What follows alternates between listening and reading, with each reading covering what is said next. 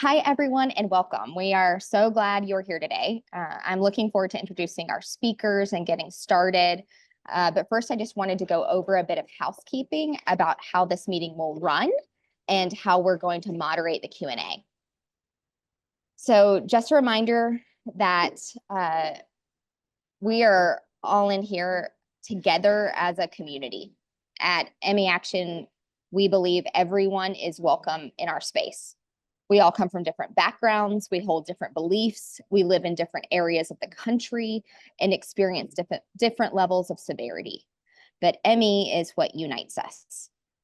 The more we can come together to support one another, the more progress we can make for ME and for disability and chronic illness as a whole. So when we are chatting with one another, I do ask that you be respectful of everyone's point of view, and we won't be leaving the chat open for long at the beginning and the end, but we will have moments where we can interact with one another, and we just want to make sure that all of those interactions are respectful. We will be hearing from some great speakers, and you can ask questions using the Q&A feature, and we'll do our best to answer your questions. We most likely won't get to every question, but we're going to be really careful about looking over some key themes and try to cover as much as we can. Live captioning is turned on. If you don't see it, you can go to the CC button at the bottom of the Zoom and click that on so that you can turn on closed captions for yourself. We do encourage everyone to pace throughout this. Right now, we have this for an hour and a half. We're going to try to be closer to that hour time, but we may need the full 90 minutes. It is recorded, and we're going to post it later, and we'll post a transcript so that you can leave and know that you're not missing anything. You'll get to see the full thing. If our speakers introduce themselves, they can give a brief description of themselves. That would be wonderful, and you're welcome to share your preferred pronouns if you desire. We will be sharing new resources for you to use and take action. We'll have links available for you to take action on a variety of issues, including Medicaid, telehealth, 504 accommodations, and more. Please remember to add questions to the Q&A as we go along. And if there's anything, if you do have questions, we do have our moderators in the chat. So you can ask questions in the chat for logistics. And if you have questions for the speakers, put that in the Q&A. And again, I'm just so incredibly grateful for this amazing community, and I'm so looking forward to this conversation. All right, so our first speaker today is Terry Wilder. Terry Wilder is a longtime activist who currently works at SAGE, and she has worked for a long time in the disability and HIV community. Terry is the leader of ME Action Minnesota, and I'm so grateful that she's here today. So Terry, I'll turn it over to you. Thanks, Lori. I am going to give a visual description. I am a white woman. I have dark brown hair, brown eyes. I'm wearing glasses. I have dangly earrings on, and I have a black shirt on today. So I'm so happy to be in the space with our community. And I just want to share how I've been feeling since January. And I'm just going to be really honest and transparent here. For weeks, I've cried every single day. You know, I felt embarrassed to be from the United States, and I was grieving both for what was happening in our country and for what was happening and what was yet to happen to the communities that I care so deeply about. I think many of you who know me know that professionally, my work is focused on HIV and aging policy. It's what I do every day. So much of my daily work has been around concerns for the folks in the LGBTQ plus community, the HIV community, and the direct impact that these executive orders are having on this community. But I also know that this is a ripple effect that is impacting people not only in our country, but worldwide, because we're all connected. And because of that, it's really crucial that we pay attention to not just what's happening here locally in our own communities, but what is happening globally. I'm also obviously concerned about my disability community, the MECFS community, and how it's going to impact people here in the United States, but also our brothers and sisters living with MECFS around the world. So I want to tell you about these last couple of weeks of me crying, just every single day for 3 or 4 minutes each day. You know, as I've been thinking about the past few weeks, one moment in particular stands out for me. I was on a call focusing on the future of global HIV funding and services that was having discussions about life-saving HIV medicines being provided through PEPFAR, which is the President's Emergency Plan for AIDS Relief. And during that call, Solange Baptiste, who's the executive director of ITPC Global, which is the International Treatment Preparedness Coalition, they referenced a book by Naomi Klein called The Shock Doctrine. And she talked about this book and what was in it, and she explained how people in power use chaos and crisis to push through radical changes while the public is too disoriented to actually effectively resist. This isn't just politics as usual, it's a strategic exploitation of our cognitive limits. And when we face information overload, we don't rise, we actually shut down. So think about what's been happening lately with these rapid fire executive orders, this relentless news cycle, this competing crisis. It creates a cognitive bottleneck, and it makes it nearly impossible for people and the media to really thoroughly analyze any single policy issue. So when multiple major policies demand attention simultaneously, it fragments public discourse. So traditional media can't keep up, and that leads to superficial coverage. And the result? It's a weakened democratic oversight. There's reduced public engagement. There's a numbing effect. And this is actually referred to as numbing theory, and it's being used as a political strategy. So when I heard this on this webinar, my mind immediately went to the film Moonstruck and Cher's character Loretta, who famously said, "Snap out of it," to her lover Ronnie when he told her that he loved her. And I did just that. I snapped out of it. And I've not cried since. Because in that moment, listening to Solange, I remembered we have power and we cannot forget that. And me crying every single day is just helping people win. And it's going to hurt my community. So I'm reminded that action is our antidote. And we must make our calls to elected officials, and I mean on both sides of the aisle. Today, you can call your elected official and say no to Medicaid cuts. You can set up meetings virtually or in person with your elected officials. You can speak out. You can talk to the people in your community about what you care about. We have to protect each other, and we must care, not just about the issues that affect us personally, but about all issues, about all lives.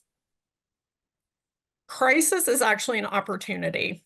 It really demands a response, and silence is not an option for us right now. So let me close by sharing that I read an interview this week with the brilliant journalist Ed Young, who many of us know. He spoke about finding a salve for the moral injury and despair we're all feeling. He said that while it doesn't give us a cure for what is happening, it can act as a buffer against the existential dread and fear that we're all grappling with. And that we must find a way to replenish ourselves, stay connected to the things we're fighting for. Because if we don't, the work and the fight becomes abstract. So at the end of the interview, Ed quoted Miriam Kaba, and he shared this quote from her: "Hope is a discipline. Hope is not passive. It's not wishful thinking. It's a practice. It's something we cultivate through active effort, and we must keep fighting." He also spoke about the late Paul Farmer, who was an American medical anthropologist and physician, who once said that he fought the, quote, long defeat, and that he knew he was often swimming against powerful forces, that he would suffer defeats and setbacks, and yet he fought nonetheless.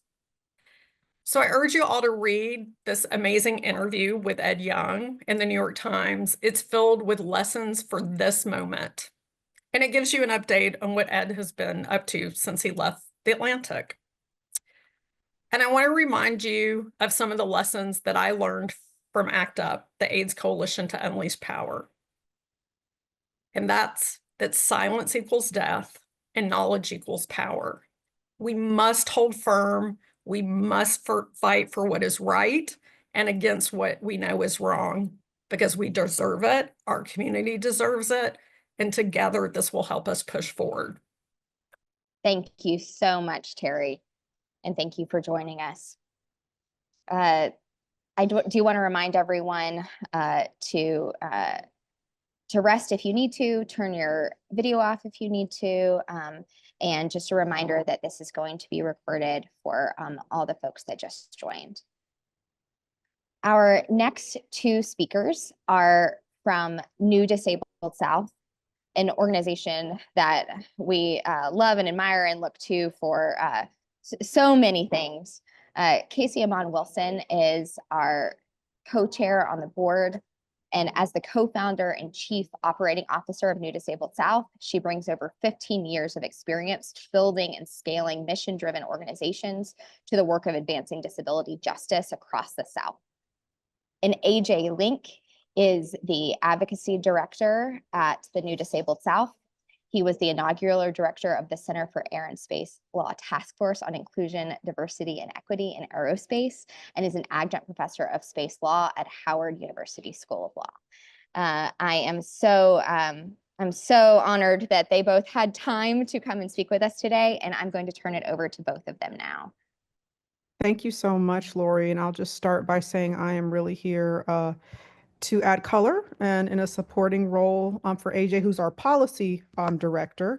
And so I will turn it over to you, AJ. Yeah, hey y'all, I'm AJ. I'm a black dude with a beard. I've got on a maroon-ish type hoodie and a green Tampa Bay Lightning hat because I'm from Tampa. I'm from Florida, and I love to rep the South. Something that I was thinking about I'm so sorry. I think it was not Lori, whoever was just speaking. I'm so sorry. My baby was distracting me. Was how Black disabled people have had to survive this country. And, there was, I think it was, feeling ashamed of being from this country and our leadership. And I completely understand that feeling. But for me, there's immense pride in knowing that I'm still here and my people are still here. I know a lot of people have died and sacrificed for that to occur. But last week, I was fortunate enough to attend a liberatory lawyering workshop. And one of the quotes that really resonated with me there is that survival is a promise to the future. I know I just mentioned my baby and maybe you can hear the noises, but like my survival in my work is to build a better future for my child. And I know that sometimes we are tired, sometimes we want to quit, and those things are okay. Sometimes it's really important to rest. It's important to allow others to take up when we can't do it. But I really want folks to understand that if we have the capacity and we have the time and we have the skills and we have the talent, we owe it to other people. I know that sounds heavy, and for some people that might not be what they want to hear, but if we are able to do the work, then we have a responsibility to those who cannot for whatever reason. And I think the confusion is a lot. There are so many executive orders, there are so many new directives, there are so many different things happening, and it's hard to keep track. Like, quite honestly, I can't keep track of all of it, and it's my job, my literal job. And I think for the disabled community, it's important for us to continue to fight for our space because oftentimes we've been excluded. We're seeing attacks on diversity, equity, inclusion, whatever those words mean to you, but they're also coming after accessibility. That is the ability for disabled folks to get the accommodations and access they need to attend spaces and be part of things. And I think about how we're all interconnected, which was another word that we heard. And these attacks on accessibility and these attacks on inclusion aren't just impacting the disabled community, but the current administration is deeply transphobic. And we think about what's happening in terms of Texas Viva Sarah and the attack on 504, and how in large part that attack has generated based on the previous administration's new 504 rules that said gender dysphoria was covered as a protected disability, and how that has angered a lot of people who dislike trans folks and don't want trans people to be public in our country and our lives, who literally want trans people to not exist. Sorry for that noise. It's really frustrating. And we have to fight it, right? We have to think about how it's not just removing pronouns and signatures for federal agencies, right? It's the erasure of people who maybe don't go by pronouns that people typically assign to one another, right? We have to think about how the removal of work from home is an attack on disabled people being in the workforce and disabled people being able to participate in the workforce, and excluding disabled people publicly from the workforce. We have to think about how the ongoing COVID pandemic has all but disappeared. We have to think about how the new administration is cutting off free access to COVID tests, which were still being provided. All of these things are interconnected. And I think for me, as we think about how we take care of each other, it's fighting for policies that matter, and it's protecting policies that matter. I think about things like Medicaid, which is life-saving, not just for disabled people, but for poor people, for aging people, for trans people who need that coverage. A lot of times there are insurance companies that will not cover particular care services that Medicaid and sometimes Medicare will cover, right? These, again, are all interconnected fights. I'm thinking about the push to have work requirements for federal benefits, whether that's work requirements for Medicaid, work requirements for SNAP, work requirements for any other type of aid that is pushing people who maybe don't have the ability to work for whatever reason further down into poverty because they can't access the life-saving benefits that they need. I know I've just rattled off like a bunch of different things that are happening, and it seems like a lot, but I guess my key message, and Casey Amon does this way better than me in terms of being succinct about it, is that like we have to fight for everything. If you don't have capacity, good thing we are in coalition, good thing we're in community, and good thing we have people who are experts at things that we aren't. But we have to be there to support each other. We have to be in solidarity. We cannot let anything slip. I know a lot of times, and you've heard this even from politicians, that it's okay to leave some people behind, to not fight for that because it's unpopular. But popularity really doesn't matter when we're talking about people's right to exist as human beings, especially in the richest country in the world. Like, they deserve that. They fundamentally are allowed to exist as the human beings that they are, and we should fight to protect all of us, regardless of our marginalized identities, our marginalized backgrounds, our ability to fight for other people or not. Like, we have to be in this together. And I will stop rambling and let Casey Amon talk. I don't have too much to add, and we were given 15 minutes, and I want to respect that framing and allow our other brilliant folks here.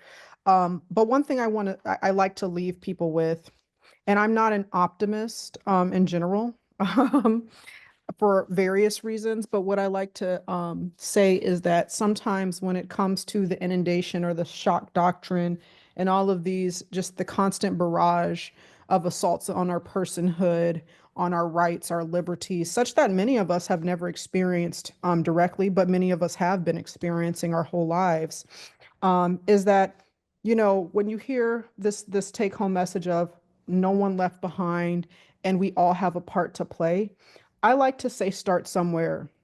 And especially with someone with a chronic illness, ME/CFS, folks with various disabilities, various positionality, SES status, thinking through, oh my gosh, there's so much work to be done, and where do I start and what can I do? And it's always something. You can start at home. You can start with your social media. You can start in your community, your faith community, on your job. There is a role for all of us to play. And I often share this message as someone who works in the HR ops. Sometimes I joke that I'm back of house, right? And I'm not the type of person you'll find front lines at a protest or front lines in many things for a variety of reasons, but I play my part. And so it's identifying what is your best and highest offering in this moment? What is that unique skill that you bring? What identity can you leverage or relationship can you leverage in this moment and maximize that and make that your contribution to this fight and to advancing this work that is so critical for so many people. And so it's not about doing everything, it's about doing something, and we each can do that. And so with that, I'll turn it back over to you, Lori. Thank you both so much. And I just want to reflect on two points. Everything was so insightful and important. The two things I want to say about our community is that we want to make sure at ME Action, in whatever space you engage with ME Action, that you are welcome here. So there are a lot of people feeling incredibly vulnerable right now, and we want to make sure that that what we offer as a support space is welcome to you. And we're constantly improving that and working on that and making sure that we have a space that is open and loving for everyone. So I wanted to make sure that I added on to the wonderful things that AJ talked about in terms of vulnerability. And then to Casey's point, it can be overwhelming. So starting somewhere is what we want to be able to give you the tools to do.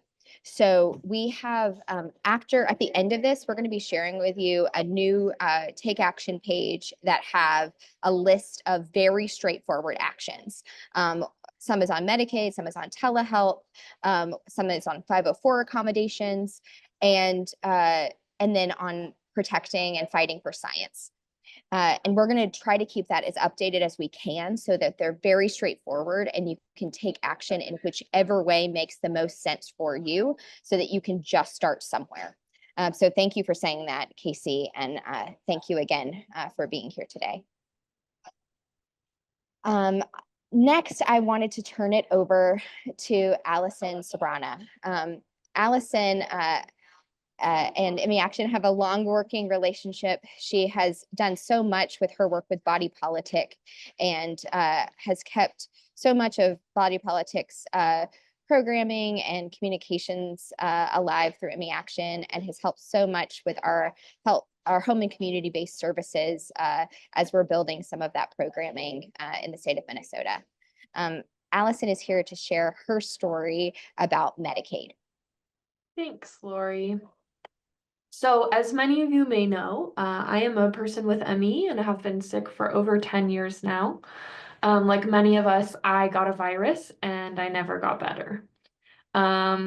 In 2014, my life as I knew it was completely turned upside down when that happened. The life I had prepared for was no longer possible because of brain fog, a racing heart rate, fatigue, post-exertion malaise, migraine, near fainting when standing, and so many more symptoms that you all know so well yourselves. Daily activities like showering, doing laundry, picking up prescriptions became nearly impossible to do with any regularity. I left a gas stove on overnight in my first year of being sick, and it became clear very quickly to me that preparing my own meals wasn't safe to do, and yet I had to figure out how to eat. Navigating the grocery store was also really hard. I could hardly do any part of grocery shopping with the cognitive and physical demands of it, making sense of my grocery list at the store, picking the items from the shelves, managing my budget, waiting in line to check out, forget about it. I couldn't even do like one part of that. And so, a story that a lot of us are familiar with was that my daily life was an uphill battle just to meet my basic needs, to change into clean clothes every day and have those clean clothes available, to take a shower each week, eating 3 meals a day, keeping up with the amount of hydration I had to do for POTS, taking my medications, all the things we each have to do to keep our Jenga tower of our bodies together. And yet, while struggling with all of that, I had to figure out how to get health insurance because as my MECFS declined, because I kept pushing myself to work a full-time job, I wasn't diagnosed yet, I was going to lose access to my health insurance through work because I was too sick to keep up with work. And I was lucky enough that my former boss was a really fantastic nurse care coordinator, and she referred me to my local enrollment assistance site. That enrollment assistance site told me about a special Medicaid program for disabled people, and they helped me fill out all of the application forms for that program. I didn't even know at the time that what I was experiencing as a person with ME, with fluctuating and mostly invisible symptoms, was a disability. And yet, a few months later, I was approved for Medicaid through that disability program. And suddenly, the medical bills that I always used to face every time I checked the mail, they just stopped coming because I was on Medicaid. My prescriptions and my doctor appointment copays were $2. There was no more deductible to deal with. And I had affordable access to medical care that then allowed me to leave my job because I was too sick to keep up with it. So fast forward to the pandemic happening, and without access to care in the community, it became obviously very quickly that my husband and we couldn't keep up with meeting my daily needs at home while he was trying to work remotely. So I finally applied for long-term services and supports. You might know that as having home aides or home and community-based services, all referring to the same thing here. And so eventually I would get approved for these services, and I chose to go the path where I get to train, schedule, and hire all of my own caregivers that I choose, including my husband. I got a budget of $40,000 per year through Medicaid to pay for that caregiving help to meet my needs. So that looks like all kinds of things, getting help putting compression on in the morning, doing my laundry from start to finish, taking it downstairs, doing all the laundry, making sure it's put away in an accessible way that I can grab it on my own, picking up my prescriptions, doing all of my meal planning, including for like medical diet recommendations that I need, all of my grocery shopping, preparing my meals and then bringing them to me in bed or in my recliner to make sure I'm eating frequently enough, bringing my medications to me and refilling my water for me throughout the day, coming with me to doctor's appointments or for fun outings like going to the farmer's market or visiting friends when I feel up to it, and so many other services. I get to prioritize caregivers that I feel safe with, who mask the entire time they're at home with me so I can mitigate my exposure risk. All of that comes from Medicaid. Now with Medicaid on the line, literally tonight as they vote on $880 billion of cuts, I have calculated that between my home services and the normal services Medicaid provides, like prescriptions and covering my appointments, my family would be looking at well over $70,000 per year, every year, with no end in sight if I lose Medicaid. Medicaid exists to cover disabled folks, to cover low-income folks and other people. And people with ME, like us, like me, like all of us here, we are part of who Medicaid covers. Even if you aren't on it right now, it is something that we need to fight for our fellow community members. So I hope that you come away with my story knowing that. Thank you so much, Allison, and thank you for being here. And again, we'll be sharing more resources on Medicaid and what you can do to take action at the end of this webinar. And just a reminder that many policies, many Medicaid policies are also often reflected in private insurance, and this affects everyone. It absolutely affects everyone. So next, I would like to introduce our volunteer coordinator, Shalita Dobbins. Shalita is an author and an activist from Cleveland, Ohio, and we are so grateful to have her on our team. Hi, I'm Shalita. Just for a visual description, I'm a Black woman and I'm wearing a pink shirt, and my Black hair is in a bun, and I'm wearing Black glasses. Like Lori said, I've been the activist and volunteer coordinator for 2 years. In those 2 years, I have met so many incredible people who have donated their time and energy to help us continue advocating for this community. With the world telling us that diversity, equity, and inclusion are unnecessary, I'm here to say that's just not true. Our community of volunteers get things done because of DEI. ME and long COVID do not affect just one group of people. Our community is a quilt held together by stories of people from different backgrounds and identities. We represent what it means to embrace others with open arms. ME Action volunteers are the background of our organization. I'm honored to work so closely with such powerful advocates. Thank you so much, Shalita. And next, I would like to turn it over to Jamie Seltzer. I know a lot of folks in the chat were asking a lot of questions that Jamie will be addressing now. Jamie is our scientific director. She has worked with ME Action from almost the very beginning.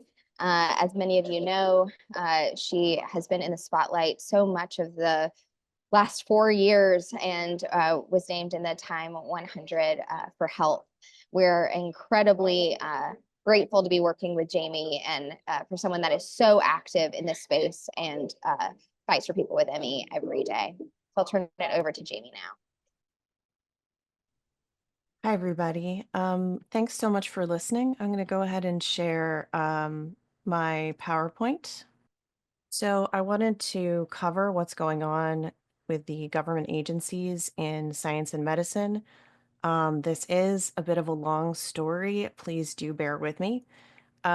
Today, we're going to talk about what's going on in different agencies, what the implications are broadly, and what they are for us in the ME community, and then a little bit about what we can do and what ME Action will be doing specifically and how you can get involved.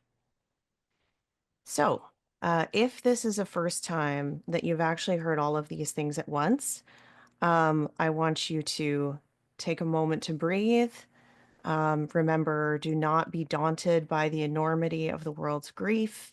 You're not obligated to complete the work, but neither are you free to abandon it. We've heard that sentiment expressed already, but it is a lot. So I want to start off with a story. This is credit to Adam Kucharski. He says, once upon a time, some villagers came across a large, ornate wooden box in the local woods. On the side of the box was a message. Whatever money you put in this box will, in the future, grow to become 2.5 times larger. Nobody was really sure what to make of it, but the idea seemed like it was too good to be true. But why not test it out, they thought. They put 10 copper coins inside and they checked back the next day, and the coins were gone. Be patient, cautioned one of the villagers. The box said it would grow in the future. Maybe we should come back next week. So they came back the following week, and on opening the box, they found 25 copper coins inside. Let's try it out with more money. It's a miracle, they said. So they put more in and later got more money out. And over the decades, the villagers and their neighbors benefited more and more, to the envy of those in far-off lands. But gradually, some villagers became disgruntled with the box. It didn't run like clockwork, they argued. Sometimes the money would come sooner, sometimes later. And then there were those elaborate patterns on the box. They seemed too complex and too fragile. Maybe over time they would cause the box to wear out. So some suggested they should stop putting so much money in the box. Surely there were better things they could spend it on now rather than waiting for payoff in the future. And others argued that they could make the box better. If they smashed the box apart and rebuilt it differently, they reckoned they might find a way to get 3 times as much out instead. Then there were those who just didn't like the patterns. and wanted something simpler they could recognize as sturdy. What would you do if you were one of the other villagers at this point? Would you argue it's not actually that much money to put in? Would you point to all the local activities that people rely on the box to support? Would you try and explain the patterns on the box? Or would you point out that the village has been lucky enough to end up with a magic box, and it would be absurd to smash it up without very strong evidence that the alternative would be better? These are not hypotheticals. Currently, in the United States, for every dollar that you put into the NIH, you get $2.50 of gain as a result of products, drugs, innovations that have resulted. But we are smashing the box. Let's talk a little bit about DEIA, which we already mentioned. That is diversity, equity, and inclusion plus accessibility.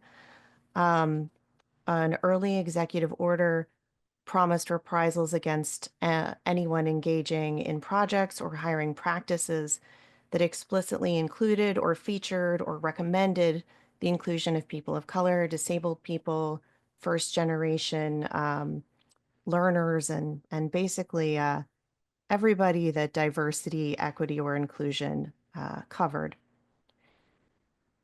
NIH pages were scrubbed of language that recognized diversity or equity or inclusion. The Office of Research on Women's Health was gutted, and diversity supplements, which were grants that are kind of attached onto other grants to allow for the inclusion of postdocs who are first gen or disabled or people of color, were made to expire immediately.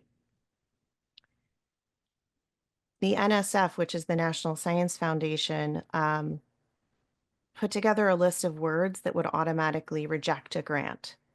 And you can see some of these words include things like activists or activism or advocacy. Also biases, BIPOC, Black, and it goes on and on and on. This includes things like female and females and words like bias, which have statistical meaning. And there are some grant applications for fellowships that were specifically for people from traditionally minoritized backgrounds. And those funding opportunities were eliminated overnight and the applications were tossed. Later on, some of the grants were folded into the general pool, but at first they were simply thrown away. In addition, the FDA removed recommendations to test drugs on different kinds of people, which is really important so that we know how drugs work on women, whether they have a different effect on people with different backgrounds or not. And it's important to recognize that these are not really cost-saving measures. You can't plot what's being cut by the size of the institution, for example. The only thing that really maps to what's being cut is whether the institution is perceived as being more liberal, which includes a lot of our scientific organizations like HHS and NIH and EPA and NSF. So before we move on to this section, it's just important to recognize the first they came for the speech, which I'm sure everybody on this call is familiar with. But if we wait for things that explicitly address ME and only ME, we're going to be waiting a long time and we will not have allies left. It's very important that we support the sciences in general because they have such meaning and importance to our community. So now grant review was also frozen at both NIH and NSF. The impediment right now is that there's something called the Federal Register where you have to announce study sections 14 days before approving grants. And because of that, even though there was a legal battle to ensure that funding continued to flow through NIH and NSF, effectively the fact that you can't post to the Federal Register right now freezes grant review and freezes the distribution of funds. In addition, indirects were ordered to drop to 15%. Those are costs that are not easy to assign to a single project, but that apply to the institution as a whole. So they're necessary to fund the scientific endeavor. They're what we might say are like the operational budget for nonprofits. They pay for administrative salaries, upkeep of facilities, they keep the lights on. Normal indirects at a US university are about 50%, 55%. That's normal. So by dropping to this degree, this means many institutions that formerly placed emphasis on original research, they won't be able to do that anymore. These are based on contractual negotiations. So there are legal challenges underway because this would be a breach of contract.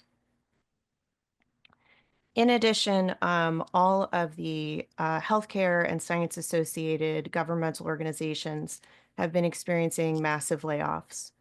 In FDA, some were hired back right away after their job was retroactively deemed essential. CDC let go of about 10% of its workforce overnight. Initially, this was incorrectly claimed to be just probationary employees, people who have been only working at CDC for a year or less. But that was not true. More experienced employees were let go too. In at least one instance, human resources within the institution was told to give these young employees poor performance reviews to justify their termination. They refused and they themselves quit rather than do so. NSF was told that up to half of their workforce would be let go. Also important for us is the deprioritization of infectious disease research.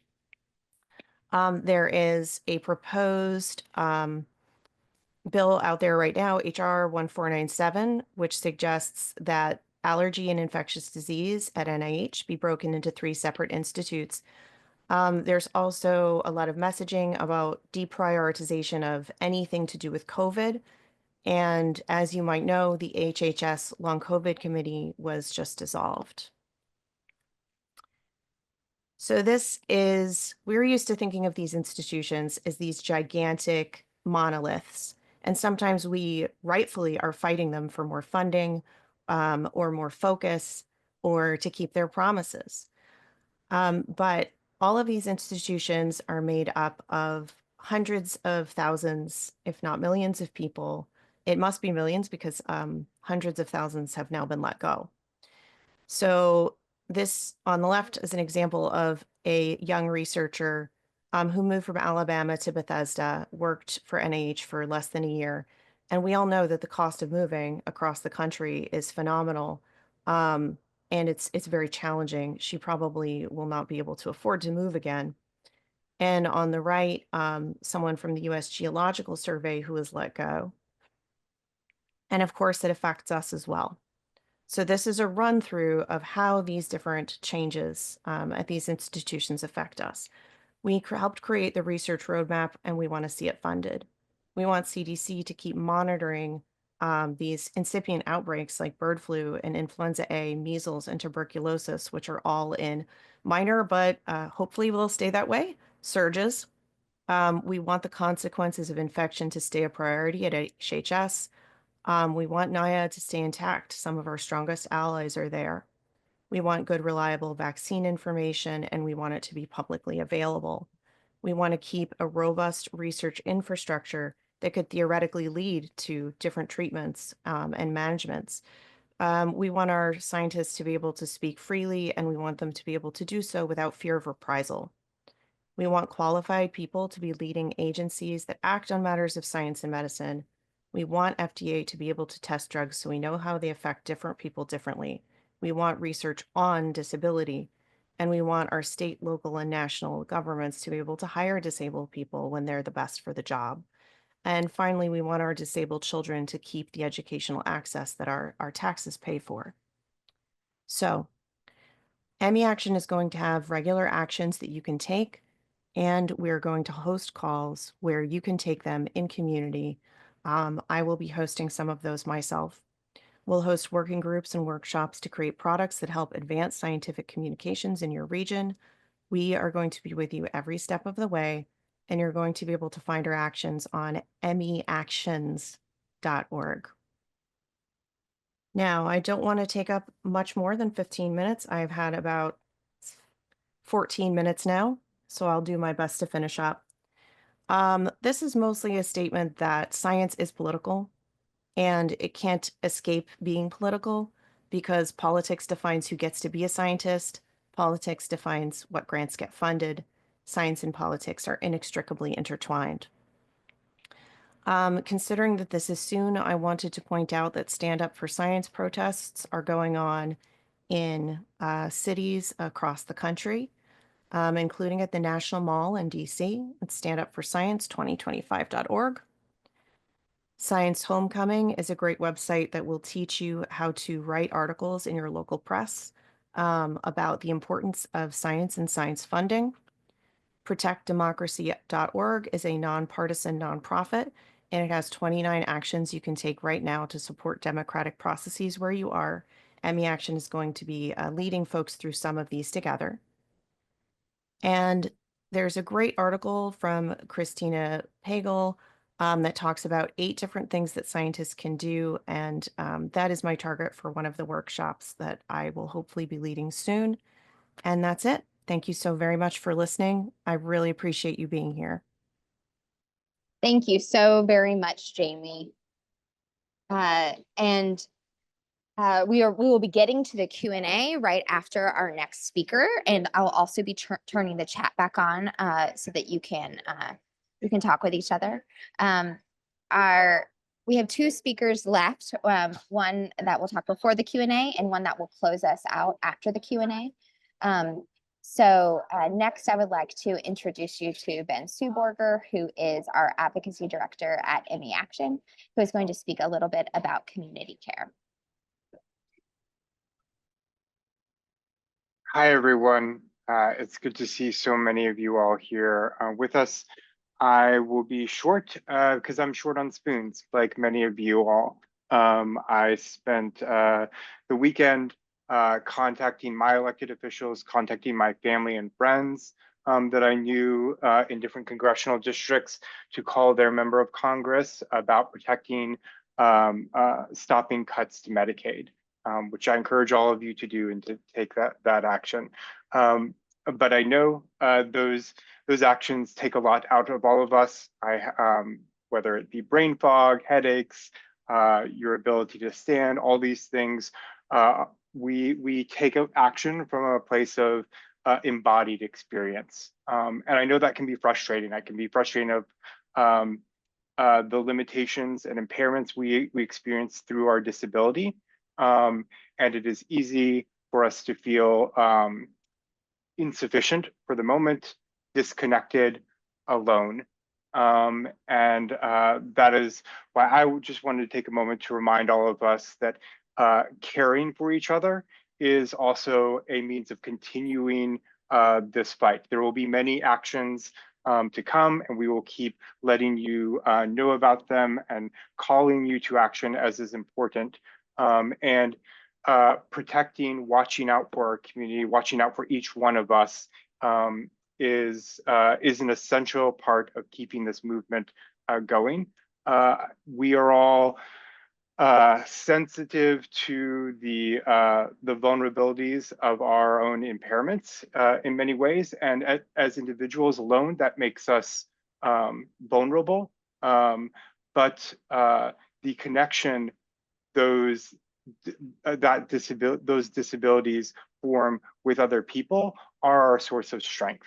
And so I encourage you all, and as you will see out of our programming too, we will continue to both be giving you ways to take action and trying to find ways to continue to nurture and build this community and allow you to build those relationships, to encourage people on. Because people need to know they're not alone. And that's how we build the movement to keep going. A practice I've taken to myself to heart in this new year that I knew I needed to do to continue for all the actions to come was even to just write some short cards to individuals that I care about to let them know they weren't alone. And so whether that's you being part of an online group or a physical note or a way you can show care to each other, we can weave these care webs that will help protect our community. And so I encourage you all, not to see the way support and community care as separate from advocacy and action. Those things are intimately connected because we are about building a movement, a community that can protect all of each other together. So however many spoons you have today in this moment, we hear you, we see you, and we look forward to each contributing our spoons to each other. When we don't have one, we can always, we are part of a network of people who can share and give and receive care to each other. So thank you for all the work each and every one of you do every day to make the ME Action Network a true network and community. Thanks, Lori. Thank you so much, Ben. And I'd love to invite all of our speakers to come back on camera, and we will try to delegate some of these Q&A questions as efficiently as we can. I will go ahead. Since I was chatting with AJ about this one, AJ, I was wondering if you could address the question, can someone address the SAVE Act and its serious impact on our community? What can we do to stop this? Yeah, this is AJ speaking. So the SAVE Act is a bill being pushed in Congress. It was actually passed last session in the House, but it didn't pass the Senate. It was reintroduced in the House. That would require a specific kind of ID to vote, a national ID law. There's lots of different interpretations about what it will and won't do. There's a piece about real ID in there, even though real ID hasn't taken effect, even though it's been 20 years. And there's confusion about what kind of paperwork you need. So a huge concern is how people who are married or even people who are unmarried who have changed their name, legally changed their name, will gain documentation that will fit the requirements for the SAVE Act.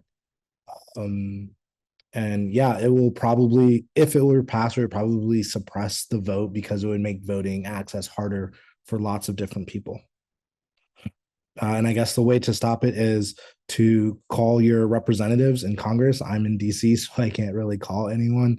But I would say most of the action should focus on the Senate because it's likely to pass the House again.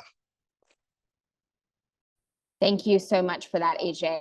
And if we can, we'll try to link to an action on our Take Action site. So I appreciate that question.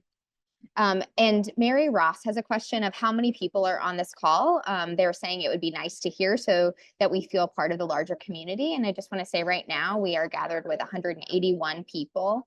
And we had over 370 people register. And as we know, so many people in our community are going to need to watch the recording after the fact. So you are definitely in a good network of humans right here on the call. And so thank you for asking, and thank you for all being here. And for those that are listening later, thank you for that as well.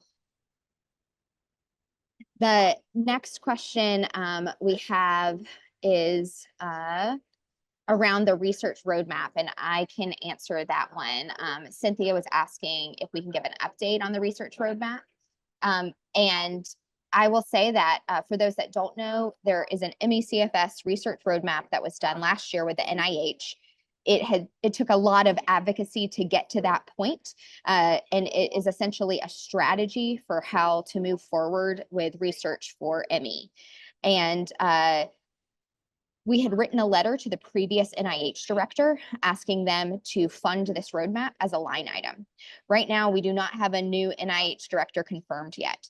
So, but we certainly do plan to continue to talk about the roadmap and aim for funding that roadmap.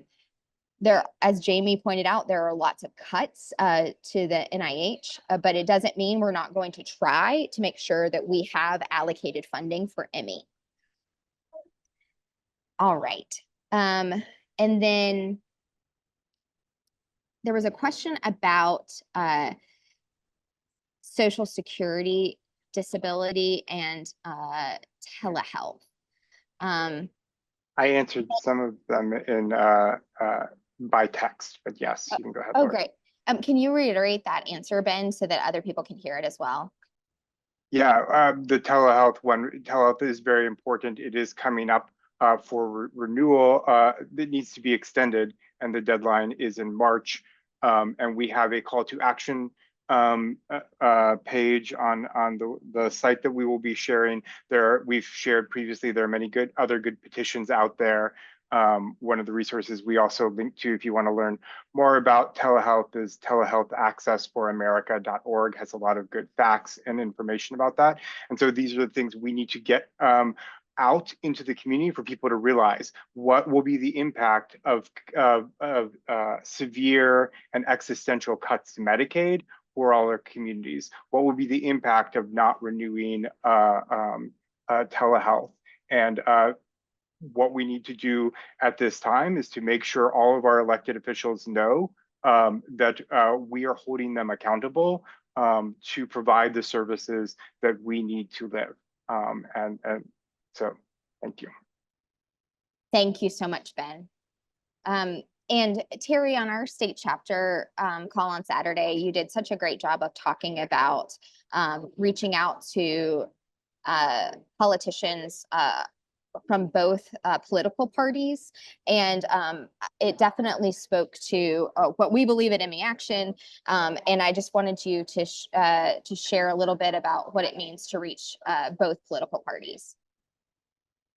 Yeah, I mean, I think it's important for folks to not kind of let this process kind of maybe detour them from reaching out to different elected officials. You know, I remember, so I live in Minneapolis, Minnesota. My representatives identify with the Democratic Party, and somebody's like, oh, well, I'm not going to call them about Medicaid cuts. And I was like, no, you should call them about Medicaid cuts. You want to make sure that they know that you don't want Medicaid to get cut. Remember that elected officials, staff, tally up the calls for either yes on this issue or no on that issue. And if they don't hear from you, they think, oh, nobody in my community cares about this, so I can spend my time on something else.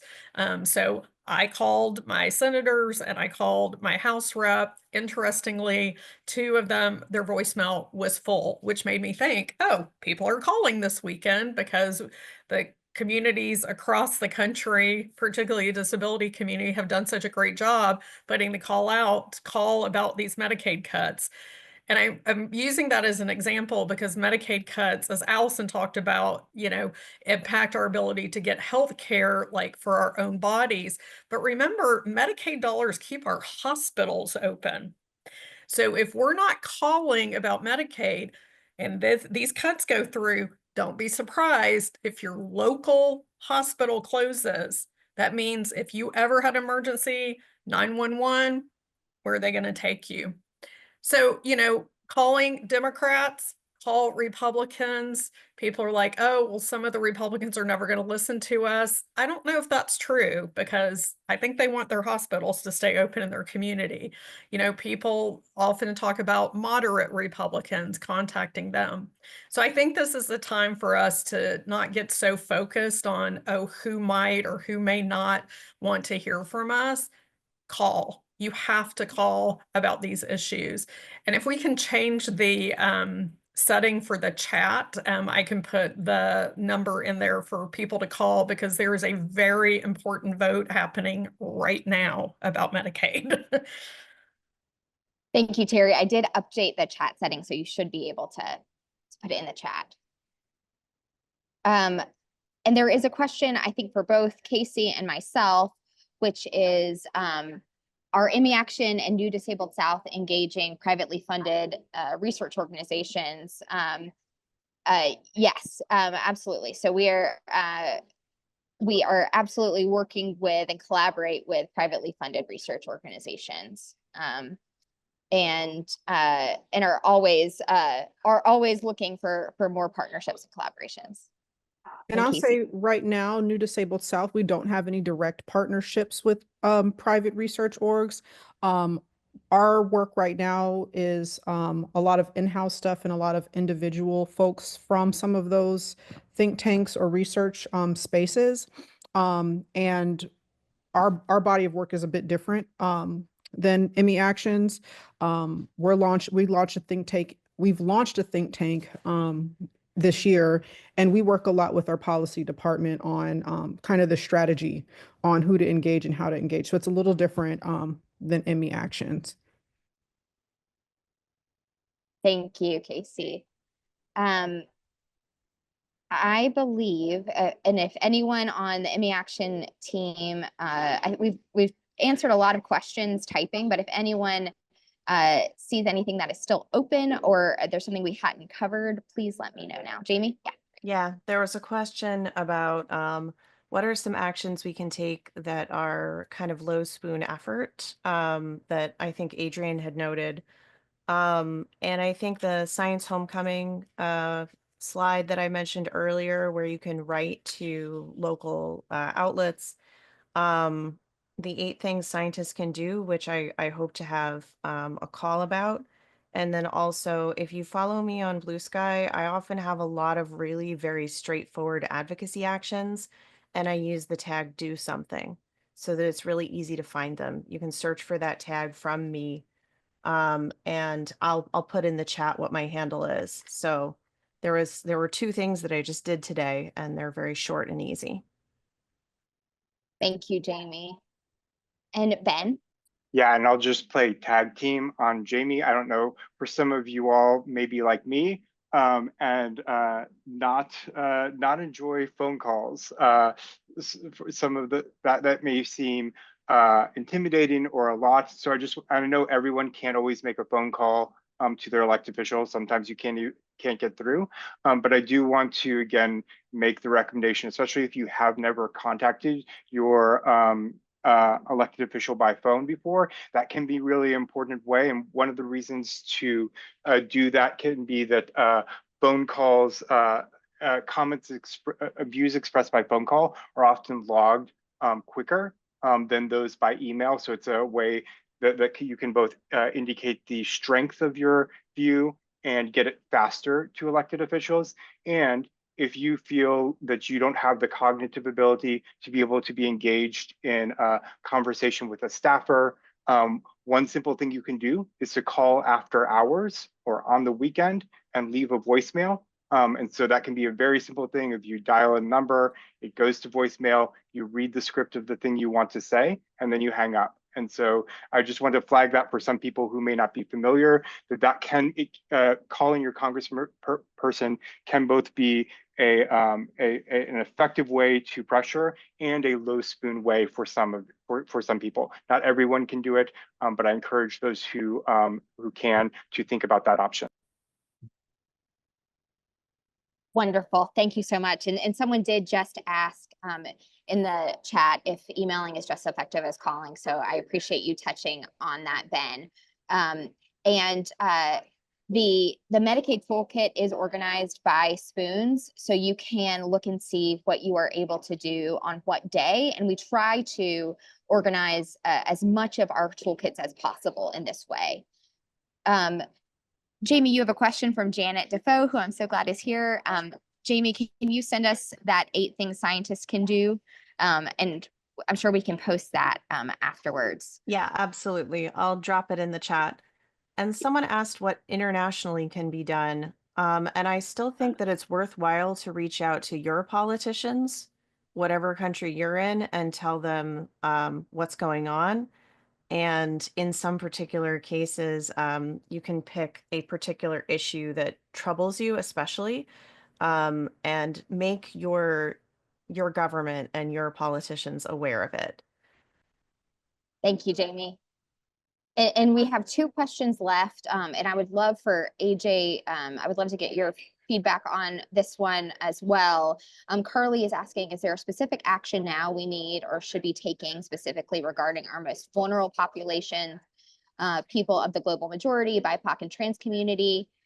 instead of being an afterthought. And so one thing I would say is I would love to point to our 504 action, because there are lawsuits coming up that we need to combat.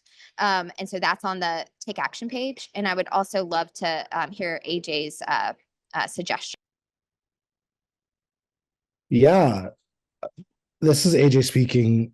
Forming community care networks and taking care of people outside of traditional systems and institutions. It sounds really easy, but it actually takes a lot of work and a lot of care to show up for one another. I think something we're trying to do at New Disabled South is imagining better futures and what it takes to get there. And part of what that is not being so completely reliant on the current systems. I know that a lot of people desperately need the current system to work because they will die without it. Totally understand that. But we also have to show up for each other. Like, we can go get each other's prescriptions. We can actually talk to our neighbors and form communities. We can host very safe and very planned, community meals for people who maybe cannot cook for themselves, but still need to eat, right? We can bring food. We can find each other's skills and talents and share those amongst ourselves and protect our immediate community, because there are vulnerable people right next door, right outside. There are people who are homeless, who are unhoused, who need care right now, and we are the closest people to them. It's not the state, it's not the government. We as individuals are the closest people to them, and we can form those care networks. It takes a lot. It is not easy. It takes people who have time and capacity, and sometimes it takes monetary privilege, but showing up for each other and protecting each other is immediate actions that we can take. If you don't have the time to do that, giving to a food bank, and not just canned food, but fresh food to a food bank, because they have tons of canned food.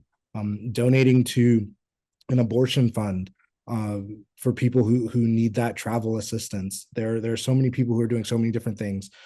Abuse shelters are always looking for help and volunteers. There are so many different community backdrops that we can be donating our time, money, and effort to protect our community members. And I would say that's immediate action that we can take, apart from just political action.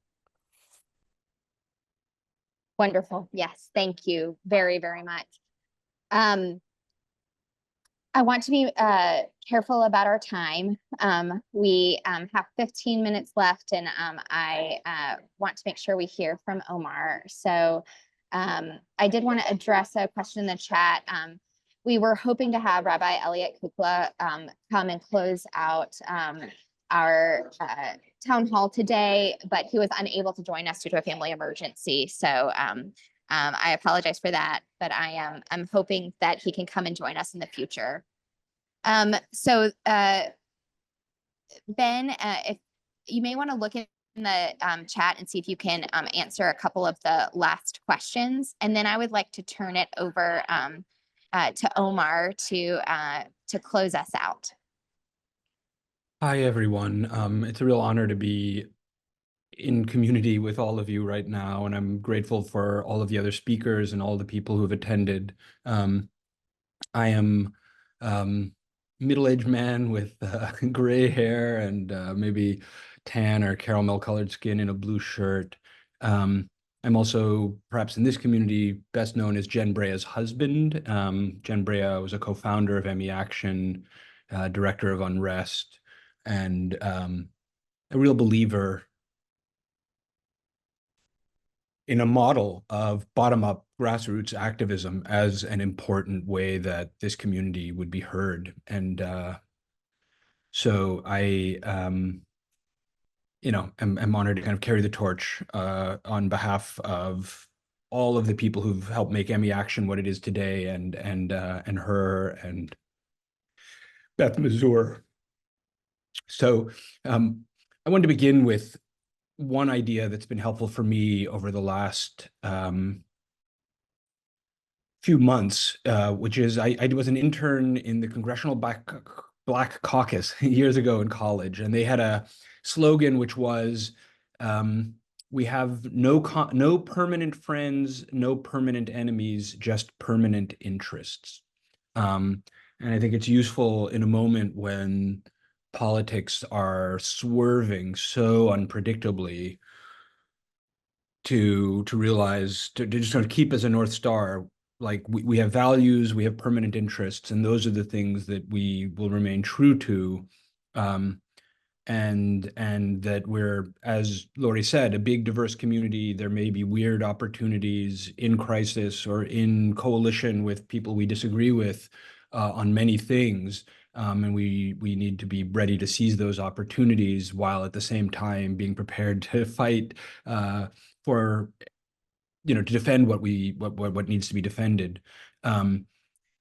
I don't mean to speak so generally, but that's sort of, I think, where my head is at right now. And I should also mention that I'm a professor and I teach today about, I was thinking about the kind of overlap between my lecture today and the discussion in the seminar, and we'll be with my students talking about 400 years of conflict between governments and citizens, and the pattern of governments often overreaching and citizen pushback being essential to kind of checking government overreach. And to be clear, government is part of how we stay alive, but mismanagement, malfeasance, bad policy are things that citizen uprising, citizen revolt, citizen nonviolent protest have done real work to constrain.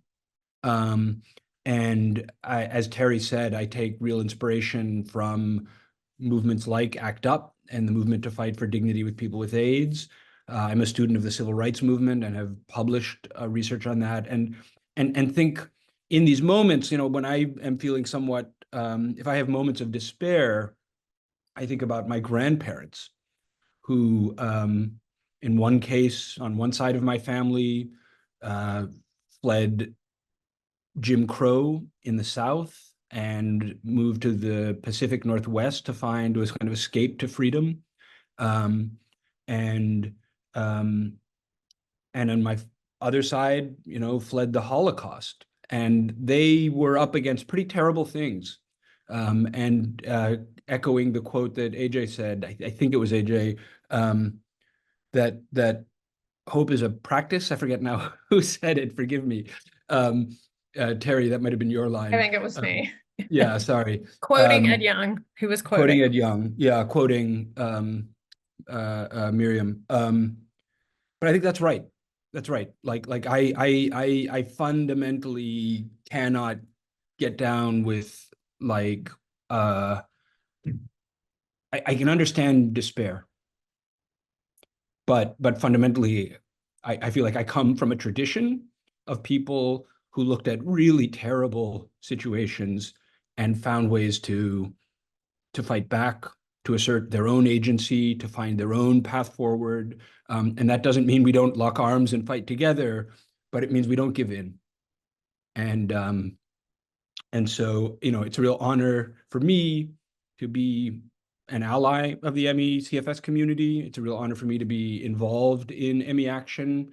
And I take, I take strength from the history of ACT UP, of the civil rights movement, of people who resisted the Nazis, who looked terrifying situations in the face and said, we're gonna stand together and we're gonna fight. And I think we're just starting to see a really powerful mobilization, broad-based, and that's part of what's I think the opportunity here is that the set of policies are potentially hurting so many people that there's a really broad majority for better policy, particularly around health and healthcare and community, and maybe for reform too. So these are challenging times, but together we are strong, and together we will get through. Thank you so very much, Omar. And thank you so much to all the speakers who were with us today, and for all of the people watching live and the people that will be watching the recording. We're so very grateful. We're going to do our best to keep updating you on actions to take and things to do to make sure that our community and all of the disability and chronic illness communities and all vulnerable communities are protected. So thank you so very much, and I hope you have wonderful evenings.